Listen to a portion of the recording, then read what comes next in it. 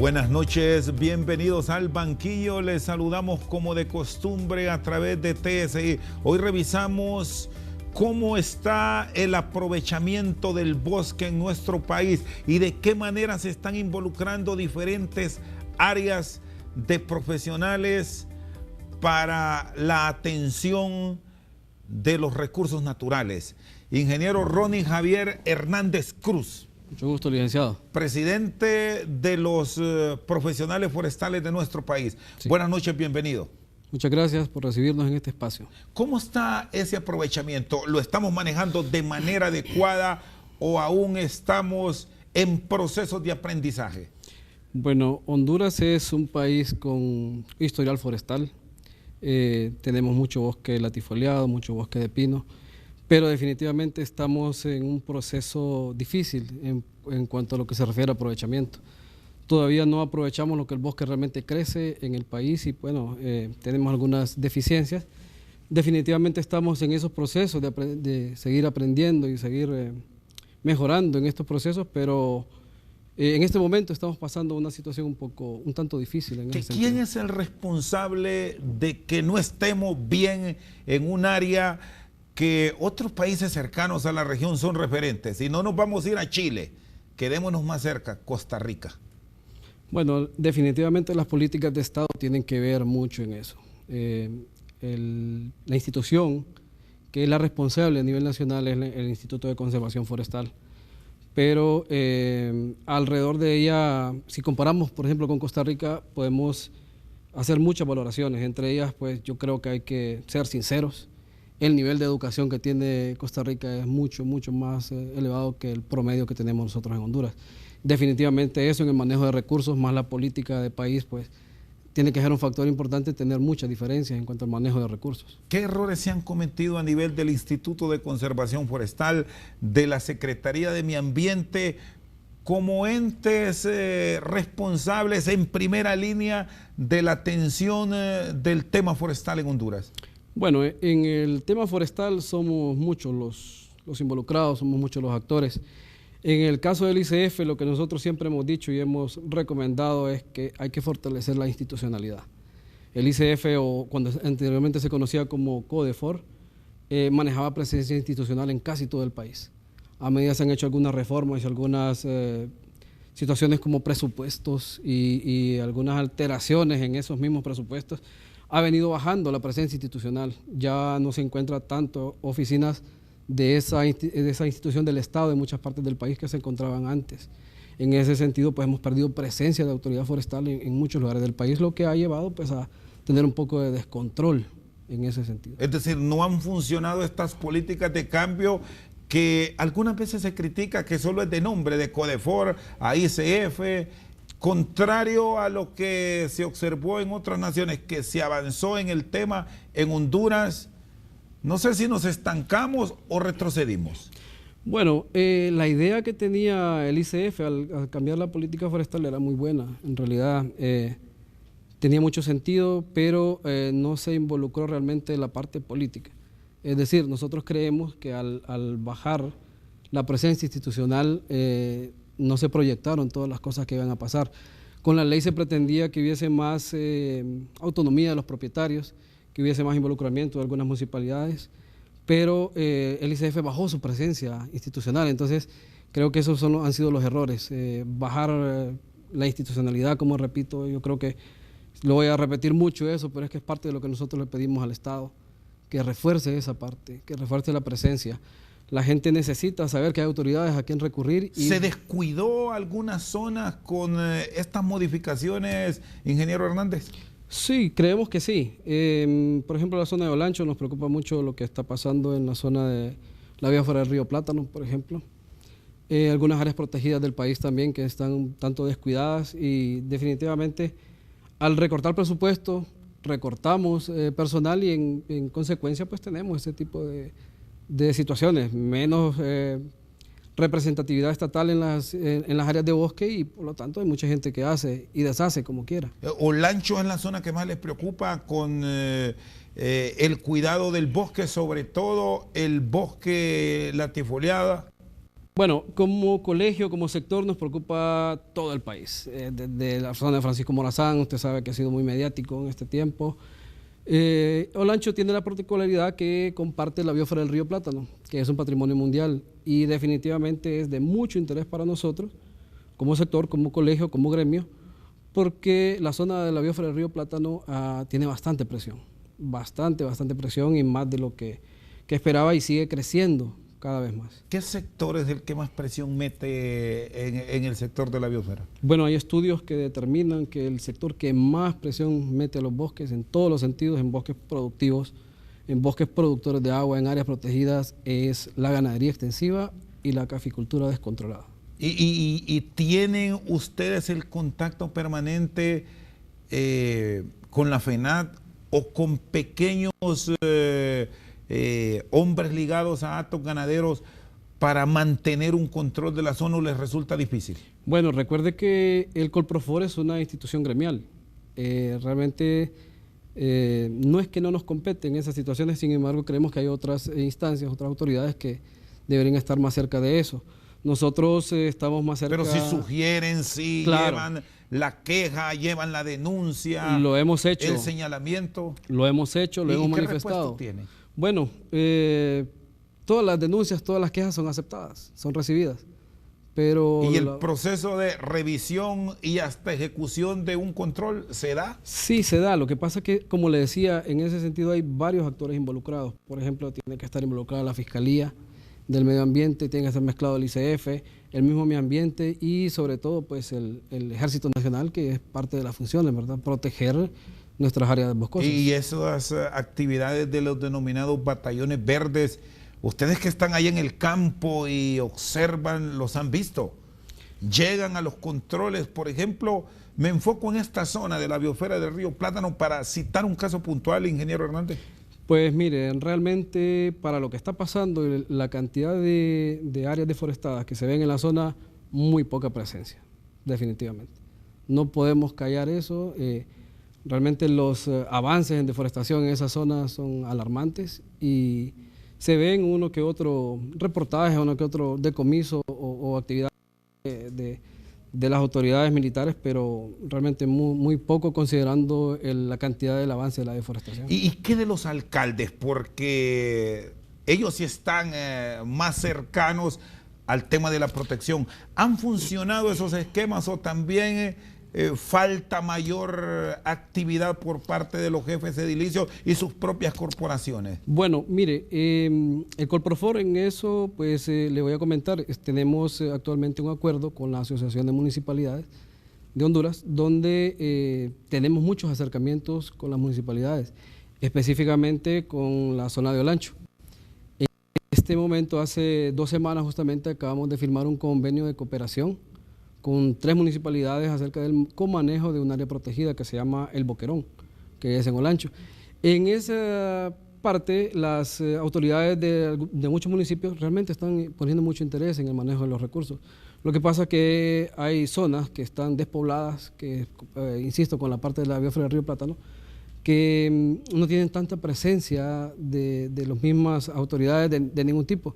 Pero en Olancho específicamente hay gente que está haciendo esfuerzos para ir trabajando en el manejo de recursos. ¿Cómo está la presencia de organizaciones defensoras del medio ambiente, ONGs, incluso fundaciones? ¿Están allá donde a diario se ve la actividad que daña el bosque, o más son de ciudad? Bueno, en las áreas esas como la biosfera del río Plátano específicamente, muy poco. Realmente los colegios profesionales como el Colprofor son los que hacen un poco más de eco y tienen más voz en esas cosas. De hecho, hace unos años un profesional forestal perdió la vida por defender algunas situaciones en cuanto a recursos naturales. Pero los ambientalistas como tal realmente no hemos visto tanta presencia en las zonas donde hay bastante desastres ambientales. ¿Qué demandan? ¿Qué esperan ustedes de ellos? Sobre todo cuando se internan en esos ricos bosques de madera latifoliada que hay en Honduras. Bueno, lo que nosotros esperamos realmente es que los ambientalistas tengan un balance. Realmente el bosque es un recurso que debe ser aprovechado y para eso debe estar zonificado. Las zonas que son de protección deben ser de protección y en ese sentido ubicarnos. El problema de la gente que trabaja en ambientalistas es que muchos de ellos no tienen claridad de lo que es una zona productiva y una zona de protección. Y confundimos algunos términos e incluso interferimos en actividades que son lícitas, que son correctas y que no tienen ningún sentido desde el punto de vista ambiental. Entonces lo que nosotros pedimos es que tener un poquito más de visualización de las situaciones, más conocimiento de lo que pasa, más conocimiento de lo que son áreas productivas, más conocimiento de lo que son áreas protegidas, áreas productoras de agua, porque hay una confusión de términos y una confusión de temas en eso.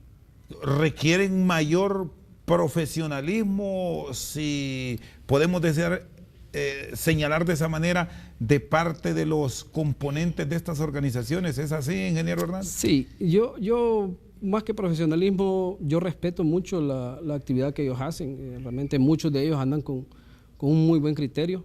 Lo que queremos nosotros es un poco más de balance en lo que hacen. Hay mucha política de por medio en esto que señalamos, que criticamos porque nos vean, por estar ante la opinión pública sin un conocimiento claro. Sí, hay muchas instituciones ambientalistas que tienen razón y eso lo vamos a aceptar. Que hay que tomar merecen acción, todo el respeto. Merecen todo el respeto. Hay muchos periodistas, incluso ambientales también, que también merecen nuestro respeto y tienen razón. Pero a la par de ellos hay mucha gente también que está viendo situaciones que no son las correctas. Y yo voy directamente al caso del aprovechamiento comercial. Las zonas de aprovechamiento forestal deberían ser zonas consideradas, son zonas legales, pero muchos ambientalistas no lo ven así. Entonces, ahí es donde voy yo. Tenemos que tener un poco de conocimiento y balance de las cosas, porque los ambientalistas muy cerrados tienden a ver con malos ojos todas las prácticas de aprovechamiento, y el aprovechamiento forestal es una de las actividades que pueden sacar adelante al país. Está con nosotros esta noche al banquillo el ingeniero forestal Ronnie Javier Hernández. Una pausa, ya regresamos.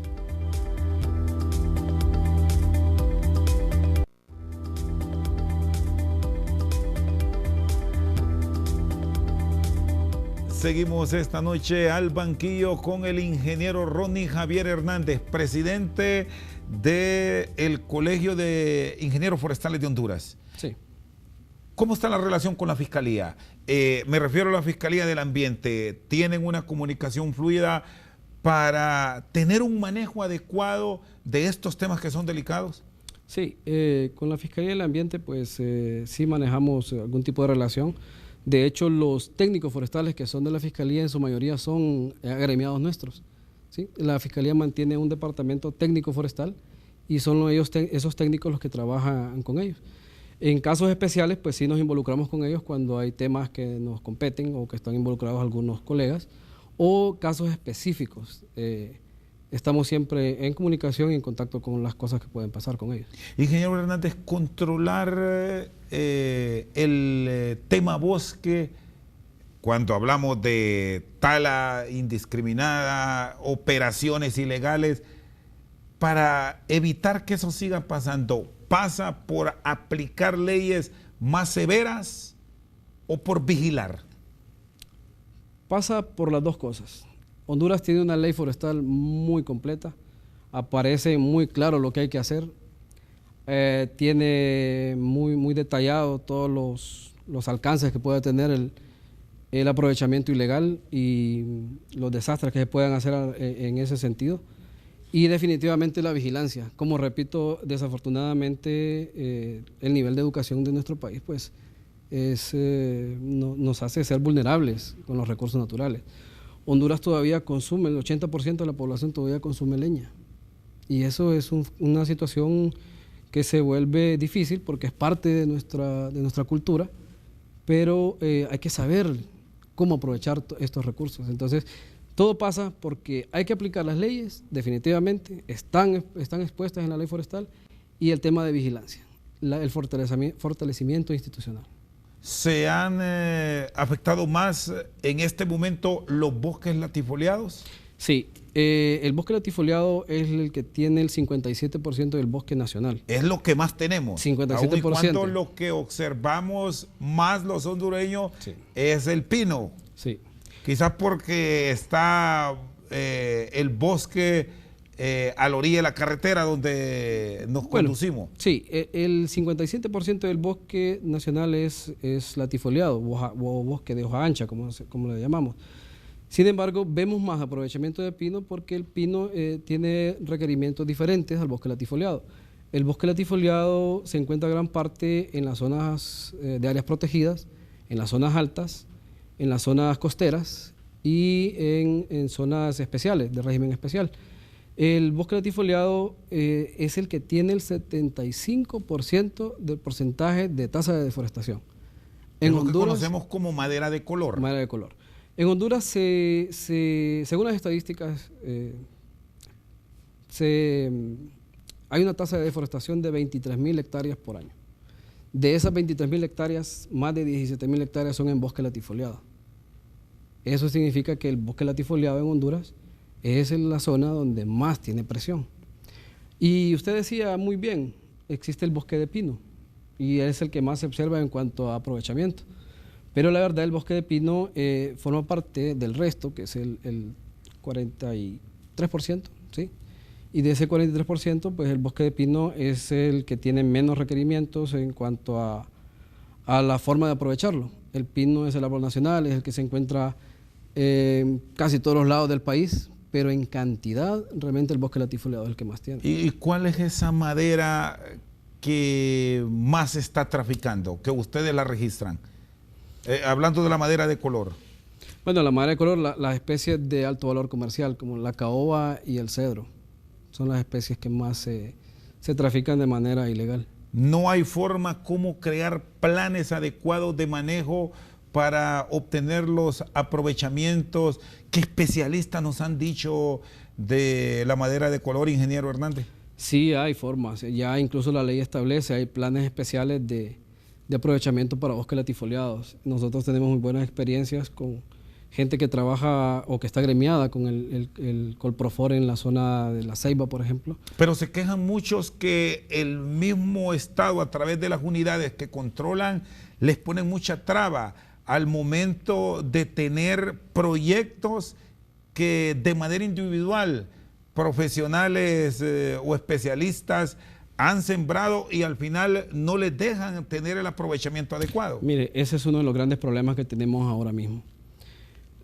Y terminaba con lo de La Ceiba. Nosotros tenemos experiencias en el manejo de bosque latifoliado. Tenemos muy buenos profesionales que están trabajando en eso, pero lo que usted acaba de decir ahorita es uno de los problemas grandes que tenemos. No hay un incentivo para la gente que trabaja en plantaciones o con bosque latifoliado.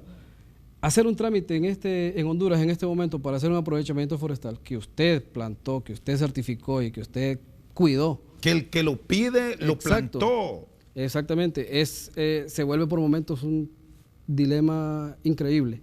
Nosotros hemos manifestado nuestro malestar ante las autoridades y bueno, nos han prometido que vamos a mejorar la situación, pero la verdad estamos esperando los resultados todavía. Si en Honduras se aprovechara esa vocación forestal que tenemos, ¿cómo estarían los niveles de exportación de madera? Si vemos los últimos números, 64 millones de dólares aproximadamente fue el último año. Sí, nosotros las estadísticas dicen que no aprovechamos ni siquiera el 10% del crecimiento que tiene el bosque de Honduras. Si no aprovechamos ni el 10% y solo exportamos 64 millones, si usted haga la proyección, estaríamos exportando cerca de unos 1.000 millones de lempiras en madera. Lógicamente esto vendría a mejorar la economía del país. El problema es que, bueno, en el país las políticas estatales son complicadas, las situaciones sociales también se vuelven complicadas porque definitivamente no hemos manejado la parte social y eso nos ha venido a afectar un poco. Pero Honduras tiene mucho potencial, tiene mucha madera, a pesar de lo que ha pasado, como hablábamos con el fenómeno del gorgojo. A pesar de todo eso, Honduras tiene mucho potencial y tiene mucha madera que se puede aprovechar. Como Colprofor nosotros estamos de acuerdo con el aprovechamiento forestal siempre y cuando sea de manera científica y responsable. ¿Cuáles son los grandes mercados, ingeniero Hernández, para el tema del aprovechamiento forestal de Honduras? Bueno, hace poco estaba el mercado insular, y es increíble, pero es uno de los mercados que hemos tenido. Lógicamente Estados Unidos ha sido uno de los mercados que hemos tenido, y también se ha hecho algunos experimentos a Europa, específicamente a España y algunos países ahí. ¿Qué tipo de madera es la que prefieren? ¿Siempre es caoba, siempre cedro o también están comprando pino? Toda la madera. Honduras ha tenido una virtud que históricamente la madera de Honduras ha sido preferida en muchos países, toda. El pino ha sido una especie que es muy preferida en los mercados internacionales, y lógicamente la caoba y el pino, por su alto valor comercial y estético, es una maravilla realmente en el mundo. La Cámara de los Lores en Inglaterra hizo publicaciones que parte de la mueblería que hay es de caoba hondureña. Sí, y si usted revisa alguna literatura, incluso puede encontrar también que en algunos libros se habla de la madera hondureña. Tenemos experiencias incluso con Chile, por ejemplo, que antes nosotros también fuimos semillero de Chile, y que es uno de los grandes países madereros del mundo. Entonces, realmente Honduras tiene mucha madera, tiene mucho potencial. Incluso escuchábamos hace poco una cosa que nos llamó mucho la atención, que en la zona norte, por ejemplo, del país hay partes donde el bosque es capaz de crecer donde crece mejor en el mundo.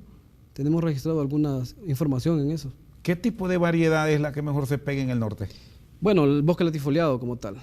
El bosque latifoliado, estamos hablando de las plantaciones de madereras, y ahora que se está volviendo, o se va a volver de moda, el tema de la biomasa. ¿Y cómo estamos con las coníferas o el pino? ¿Hemos logrado recuperar el bosque después del enorme daño que ha hecho el gorgojo descortezador? Sí, Honduras perdió más de 500.000 hectáreas por el gorgojo.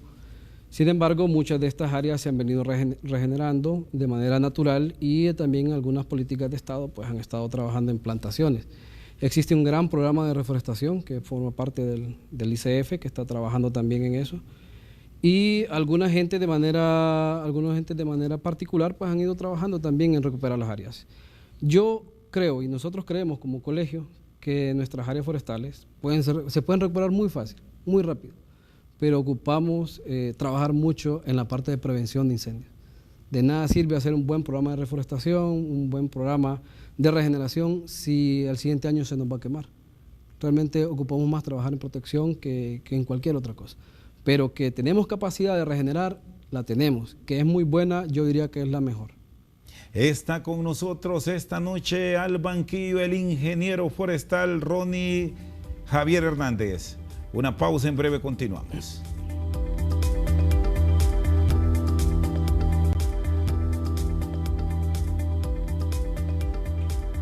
Seguimos al banquillo con el ingeniero forestal Ronnie Javier Hernández. Me habló mucho de la educación. Tenemos los suficientes profesionales también para orientar, y esa formación desde la escuela hasta la secundaria con bachilleratos hacia el área forestal, por aquello de que no todo el mundo puede llegar a la educación superior. De acuerdo. Sí, definitivamente el colegio alberga más de 1.600 profesionales forestales, y tenemos muchas habilidades, muchas especialidades incluso dentro del colegio, y estamos seguros que sí tenemos la capacidad para poder colaborar con la parte educativa. De hecho, hay zonas, en la zona de Occidente, por ejemplo, que ya existe la carrera de bachilleres forestales, ya no a nivel superior o a nivel de ingenierías, sino que a nivel de bachilleratos también ya estamos trabajando con ellos, y bueno, hay políticas pues en zonas de Occidente. Incluso en Lepaterí, que hace un tiempo estaba un colegio forestal. Entonces, sí hay que trabajar en eso. Los profesionales forestales estamos con la capacidad para poder orientar, y en la capacidad también de poder brindar nuestros conocimientos a quien lo requiera. Como colegio, nosotros hemos hecho actividades de acercarnos a colegios, de acercarnos a instituciones educativas, para ir dando a conocer un poco de las bondades del bosque. No es fácil a veces tocar el tema porque hay gente que ya está prejuiciada con el aprovechamiento forestal, pero es una tarea que la tenemos y la vamos a hacer, y la tenemos que seguir haciendo. El aprovechamiento forestal no es malo, el aprovechamiento forestal es una solución para el país, y lo que es malo en esto son los abusos, lo que es malo en esto es la avaricia en el aprovechamiento, pero en general el aprovechamiento forestal tiene muchas bondades. ¿Resienten ustedes que muchas veces sean países amigos que llegan a Honduras y ponen plata para proteger el bosque, que sea la empresa privada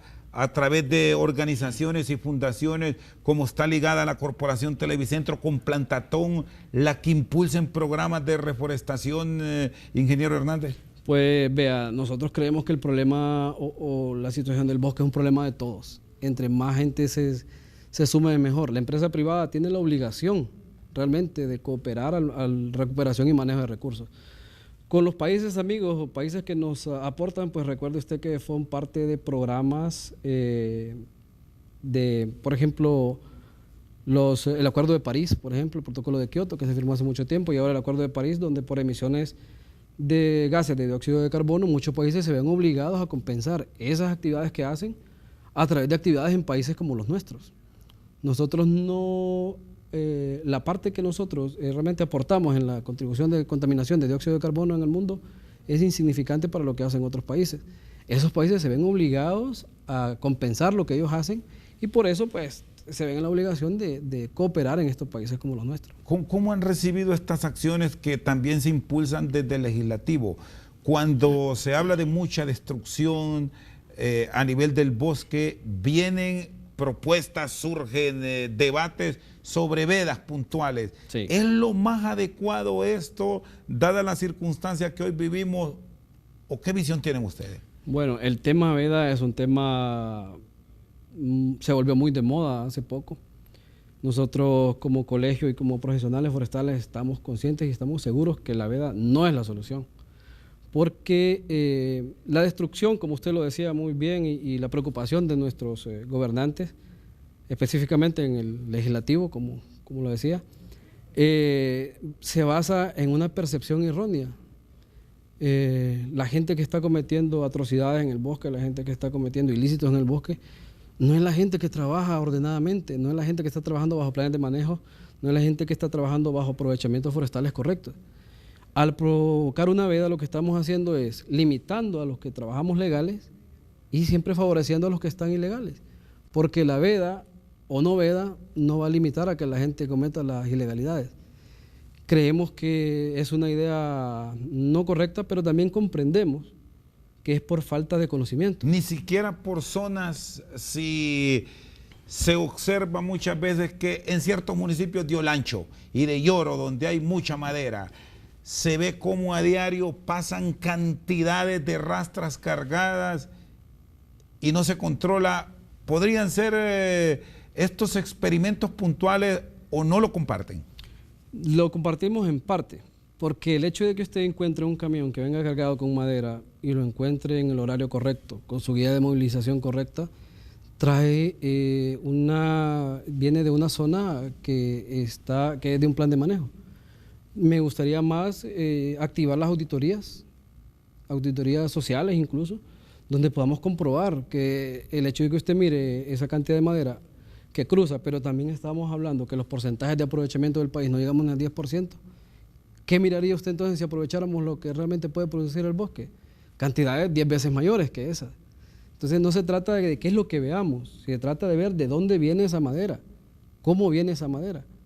Porque yo juzgar un aprovechamiento o un transporte de madera específicamente, porque lo veo en la calle, sería irresponsable. ¿Solo se puede transportar madera de día? Sí, de 6 de la mañana a 9 de la noche. Cuando usted encuentra a alguien que está después de las 9 de la noche transportando madera, yo diría que ya está incumpliendo con la ley, ya está dentro de la ilegalidad porque está fuera de los horarios permitidos. Esas cosas hay que tenerlas en cuenta. Volviendo al tema de la veda, y usted me decía que si se puede hacer experimentos, posiblemente sí. Hay lugares, por ejemplo, un municipio de la zona del Empira, que es conocido como a Iguala, se hizo un experimento con la veda. Se vedó y incluso habían áreas áreas boscosas que se dejaron y esas áreas desaparecieron. Y no hay ni un aserradero, no hay ni una zona de aprovechamiento ahí y las áreas desaparecieron. Realmente... ¿Siente que si aplican veda en una zona donde hay riqueza forestal, es fomentar la ilegalidad? Seguramente, seguro que sí. Nosotros creemos que la ilegalidad no ocupa leyes. Al fomentar la veda, a quien va a perjudicar es a la gente que trabaja de manera correcta y legal. Pero es más fácil agarrarlos o detenerlos porque se sabe que en un término municipal o en determinada jurisdicción no se puede ver ningún árbol en tránsito porque inmediatamente sí, debe ser sancionado. Debería ser sancionado si estuviera la veda, pero igual existen postas policiales, existen instituciones que vigilan.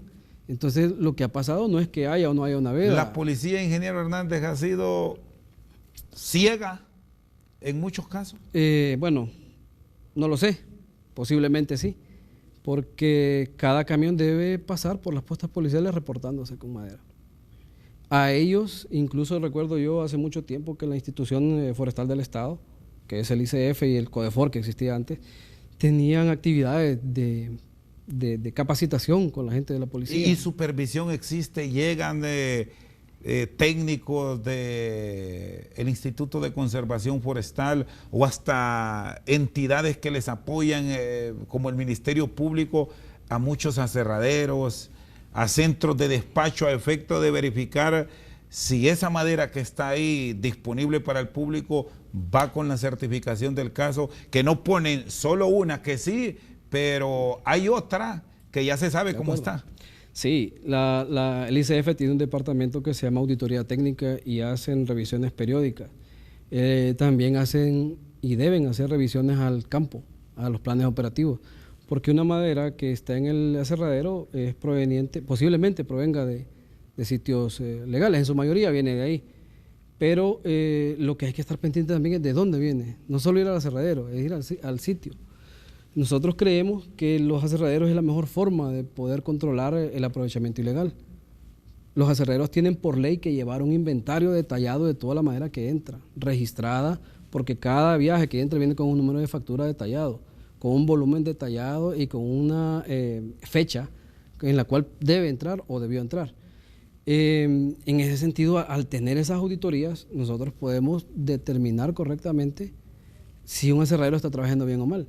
Y es más, nosotros creemos que la mejor forma de poder controlar el tráfico ilegal de pino, en este caso de los aserraderos, sería a través del control de aserraderos. Para que haya venta de madera ilegal, tiene que haber un comprador de madera ilegal. ¿Cuántos aserraderos hay en Honduras? ¿Se tiene un registro puntual o esa misma ilegalidad se fomenta desde el Estado porque es imposible cubrir todo el país y saber que allá tierra adentro hay un sitio donde se está aprovechando? Sí, en Honduras hay, ¿qué le digo? Podría pensar que hay más de 100 aserraderos. En la zona de Francisco Morazán, en Talanga, Guaymaca, es la zona donde más aserraderos hay en Honduras y está 50 kilómetros y 80 kilómetros. Y bueno, los aserraderos pues están ahorita el ICF con la Agenda Forestal, que es una institución de apoyo forestal, y el Corprofor, pues estamos desarrollando un inventario de los aserraderos de Honduras para conocer dónde están, cómo están ubicados y actualizar toda esta base de datos. Y en base a esa agenda forestal, ingeniero Hernández, se certifica cuando se extiende un permiso de un aprovechamiento determinado que la madera que se va a extraer es la que dice ese documento y que no se les pasa la mano, o muchas veces que piden el aprovechamiento de una madera afectada, hablando del pino, por el gorgojo, y no es esa la que van a traer, sino que es madera diferente. Sí, mire, en lo que es aprovechamiento de planes de manejo, existe un documento como tal que se llama Plan de Manejo y Plan de Aprovechamiento, Plan Operativo de Aprovechamiento. Efectivamente, está el documento que certifica la cantidad de volumen que se debe extraer de ese sitio. ¿Que han habido problemas con la otra parte que dice usted, que pueden haber abusos con la madera del gorgojo? Seguramente sí. En este mundo pues hay de todo. Creemos que pudieron haber abusos y bueno, es complicado realmente poder controlar eso, porque como le digo, la poca presencia institucional es lo que ha afectado a esos controles también. Está con nosotros esta noche al banquillo el ingeniero Ronnie Javier Hernández. Una pausa, ya regresamos.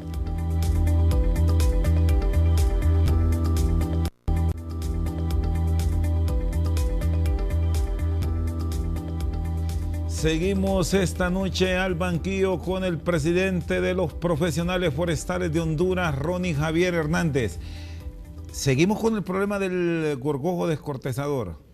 Sí, el gorgojo descortezador entró o se manifestó de manera más fuerte o considerado como plaga a partir del 2015 hasta 2017 más o menos. Se hizo el control y bueno, en eso es lo que hablábamos, perdimos cerca de 500.000 hectáreas en ese control, pero se logró llegar a un nivel a detenerlo a un nivel muy muy alto. Pero hoy día, pues en vista de que el gorgojo es endémico de nuestros bosques, es decir, el gorgojo está y va a seguir estando en nuestros bosques. Es imposible decir, ingeniero Hernández, que erradicamos el gorgojo del pino. Es que es parte de la biología del bosque, es parte de la dinámica del bosque. Entonces el gorgojo siempre va a estar. Lo que pasa es que cuando tiene condiciones especiales, condiciones adecuadas, y que le permiten, se convierte en plaga. O sea, crece en poblaciones exorbitantes que hacen que sea considerada plaga y entonces ahí es donde afecta más. ¿Qué pasa cuando hay verano prolongado, mucha calor? Cuando hay veranos prolongados, lo que pasa es que los árboles se estresan, los árboles se debilitan y es el factor más importante que hace que los gorgojos se desarrollen de mejor forma. Eso es decir, es la abundancia de agua que ayuda de paso a la foresta es el mejor aliado. Claro, porque por un lado fortalece el bosque y fortalece el bosque, genera más energía en los mismos y ya no están tan débiles para poder resistir un ataque de plaga. Y por otro, pues el agua genera un efecto como escorrentía en los gorgojos y hace que no tengan un desarrollo tan adecuado. Sin embargo, podemos también decir que, bueno, usted sabe, el agua es vida. Y como el agua es vida, cuando una plaga de gorgojas ya está bien desarrollada como tal, tampoco es una garantía que cuando llueva se va a detener. ¿Cuál zona de Honduras fue la más afectada por el gorgojo en los últimos años?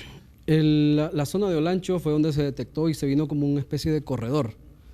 Olancho, gran afectado, Francisco Morazán, muy, muy afectado, Comayagua, muy afectado. Y en este justo momento, licenciado, donde estamos teniendo un poco de complicaciones, es en la zona de Oriente, específicamente en el departamento del Paraíso. ¿Y se ha logrado regenerar en qué porcentaje el bosque de pino tras esta afectación por el gorgojo? Y le sumamos el otro elemento que es la de siempre en el verano, allá por marzo, abril, mayo, la quema del bosque. Las famosas rosas. Sí. Los porcentajes que se han logrado recuperar son ¿cómo le podría decir? Serían de criterios reservados, por decirlo así. Es imposible tener un cálculo puntual. Estamos trabajando ahorita con el Programa Nacional de Reforestación, justamente el Coprofor está haciendo eso. Estamos evaluando áreas de regeneración natural donde hubo afectación de gorgojo. Vamos a tener resultados a finales del mes de diciembre para ver realmente cómo está la situación de los bosques que se han ido recuperando de manera de regeneración natural y con plantaciones. Con esa gran ventaja que muchas veces el pino crece yo le decía, de manera natural. Yo le decía, e insisto, el bosque de nosotros es maravilloso, maravilloso. Usted no necesita ni que plantar tanto, ni que estar reforestando tanto. Simplemente si tuviéramos una mejor actividad de control de incendios o trabajar en prevención de incendios, tendríamos una recuperación más amplia. Y a esto hay que agregarle otro detalle, que muchas áreas que fueron aprovechadas, o mejor dicho, trabajadas, no aprovechadas, trabajadas por control de plagas, han sido sometidas a cambio de uso de la tierra. Es decir, cuando mucha gente ve que un área quedó expuesta o quedó despoblada de árboles, llegan y la ocupan para sembrar o para hacer otro tipo de actividades agrícolas o de caficultura. ¿Fue lo mejor dejar en muchos lugares donde se cortó el árbol afectado para evitar que siguiera propagándose el gorgojo descortezador, los árboles o los troncos en ese caso ahí tirados, que la naturaleza se encargara de ello, o era correcto sacar esa madera porque sí se puede usar? Sí se puede usar. Está comprobado que la madera que recién cortada proveniente de gorgojo tiene sus propiedades físico-mecánicas, están al 100%. ¿Para qué se puede usar para tener esa claridad? ¿Puede ir a un aserradero? Para todo, para lo que usted quiera. La madera que se aprovechó o que debía haberse aprovechado con el gorgojo se puede usar para todo. La madera no cambió en sus propiedades físicas ni sus propiedades mecánicas. ¿Puede usarla para un artesón de casa como definitivamente lo hace mucho hombre de tierra adentro? Así lo hacía, así se utilizó. De hecho, mucha de esa madera se llevó a los aserraderos, se aprovechó en muchos aserraderos y mucha se perdió. Es decir, ya sus propiedades físicas es mecánicas. Es un mito decir eso, y es que llevo plaga para que contamine otra que ya la tengo. No, eso es un mito. Incluso es un mito, como decía mucha gente, que logré ver incluso en medios de comunicación, que tiraban los gorgojos para que se regaran en el país. No, yo insisto, el gorgojo es un insecto que es parte de la biología del bosque, que está y va a seguir estando. ¿Qué pasa si pongo esa madera que se cortó porque estaba con el gorgojo con otra madera siempre de pino que estaba buena? ¿En un aserradero? Sí. Bueno, normalmente no debería pasar nada. La única situación que tenía el gorgojo es que, como está asociado con un hongo, el gorgojo tendía a ser un poco más rápida la propagación de un hongo, que es una mancha azul. No sé si la ha visto usted en la madera. Es lo único que podría variar en la madera. Pero la mancha azul, como le digo, está demostrado que no afecta en las propiedades físico-mecánicas de la madera. Es decir, la lógica era que esa madera que cortaron había que aprovecharla. La que se podía aprovechar se aprovechó. Incluso mucha madera, lo que pasó en este sentido es que el mercado se llenó. Hubo tanta oferta, me refiero a oferta no de venta, sino que la cantidad de madera que había derivada de la plaga, que en mucho mercado para aserrío se saturó. Se saturó en el país, los mercados cayeron, el valor de la madera cayó, los precios de la madera estaban por el suelo, los propietarios no miraban incluso cómo podían vender madera y mucha se quedó botada. Pero surgió otra parte, que la madera que físicamente ya no tenía propiedades para ser aprovechada en aserrío, se estaba aprovechando para la producción de biomasa. Entonces, como biomasa para la producción de energía, mucha de esa madera o residuos de esa madera se fueron aprovechando y se está aprovechando hasta este momento. ¿Qué visión tienen los profesionales forestales del tema de la tigra, que ha sido tan polémico, ingeniero Hernández, que de hecho hasta la Fiscalía ha intervenido y el proyecto no se sabe si o no continuará? Bueno, una de las cosas con la tigra es que es un tema muy, muy delicado. Nosotros hicimos muchas averiguaciones y estábamos pendientes de eso. Estuvimos cerca de la gente que hizo el desarrollo del proyecto. Estuvimos viendo el criterio que tiene el ICF al respecto, porque el ICF maneja su departamento de áreas protegidas. También estuvimos cerca con la Fundación Amitigra, que es la que ha estado por muchos años ahí manejando la tigra. Y estuvimos en el sitio, incluso con el GPS, verificando. Y efectivamente nosotros llegamos a algunas conclusiones. El proyecto ese, realmente lo que estaba en este momento intervenido con maquinaria y eso, sí está completamente fuera del área de amortiguamiento de la tigra. Esa es una de las conclusiones que podemos llegar. Sin embargo, creemos que una de las debilidades que tiene ese proyecto es que no se dio a conocer el plan de evaluación de impacto ambiental a la sociedad en general. No lo conocemos los colegios forestales, no lo conocen los colegios. ¿Algo así como que se quiso hacer escondido? No sé si es eso, o imaginaron que no era necesario, no previeron que la situación se podía salir de las manos, pero los forestales no conocemos la evaluación de impacto ambiental, los biólogos no conocen la evaluación de impacto ambiental, los ambientalistas, los ingenieros ambientales tampoco conocen la evaluación de impacto ambiental y no creemos creemos que no se socializó como se debería. En general, nosotros como colegio llegamos a la conclusión que el problema principal de ese proyecto de la tigra, específicamente de la construcción Santa María, fue que no se hizo un abordaje de punto de vista social como se debería. Debió trabajarse mucho en la parte social. Falta de información. informar más a la gente qué era lo que iban a hacer, cómo lo iban a hacer, de qué manera lo van a hacer. Y como le digo, las medidas de impacto ambiental, de la mitigación de los impactos que se puedan hacer ahí, no las conocemos tampoco la sociedad en general.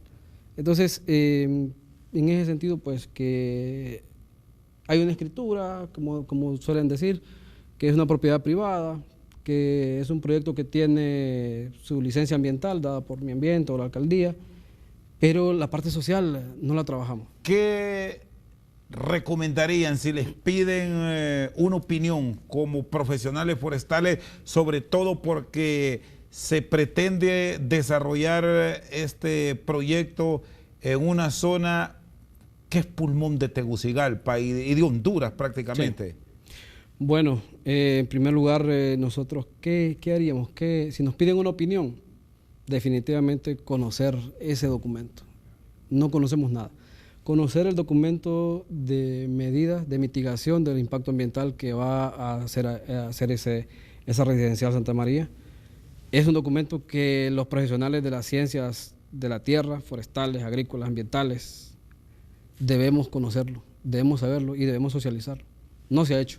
Ingeniero, le agradezco. Feliz noche. Muchas gracias. Con este tipo de manejo de temas que usted tiene, sobre todo esto de la protección del medio ambiente y de permitir unas cosas así y otras regularlas, ¿es más amigo o enemigo de las fundaciones y de defensores del medio ambiente el colegio, ingeniero? El colegio es amigo de todos los que sirvan. ¿No lo satanizan cuando tienen estas opiniones? ¿O los enojan? No, para nada. Nosotros creemos que todos tienen derecho a opinar, pero también creemos que todos deben informarse.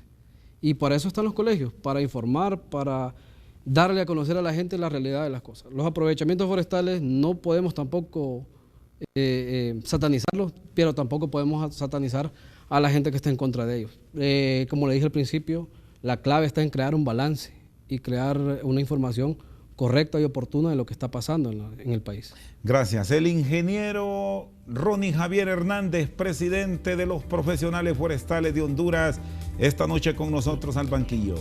Por su sintonía, muchas gracias.